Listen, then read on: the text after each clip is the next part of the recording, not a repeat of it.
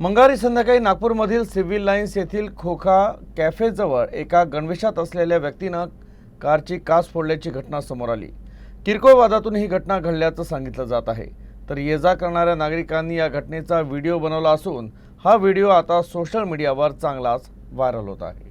मिळालेल्या माहितीनुसार व्हिडिओमध्ये दिसणारा पोलीस कर्मचारी राजकुमार कनोजिया आहे, जो अंबाझरी पोलीस ठाण्यात बीट मार्शल म्हणून कार्यरत आहे। मंगळवारी रात्री एका कार चालकानं कनोजिया याचं वाहन बाहेर काढत असताना चुकून वाहनाला धडक दिली। त्यानंतर दोघांमध्ये वाद सुरू झाला आणि हळूहळू वाद वाढत गेला, रूपांतर हाणामारीत झालं। प्रत्यक्षदर्शींनी दिलेल्या माहितीनुसार वाद सुरू असताना राजकुमारनं रागाच्या भरात दगड उचलला आणि गाडीच्या खिडकीची काच फोडली। घटनेचा व्हिडिओ सोशल मीडियावर वेगानं व्हायरल होत आहे, ज्यामध्ये राजकुमार कनोजिया गाडीची काच फोडताना दिसत आहे।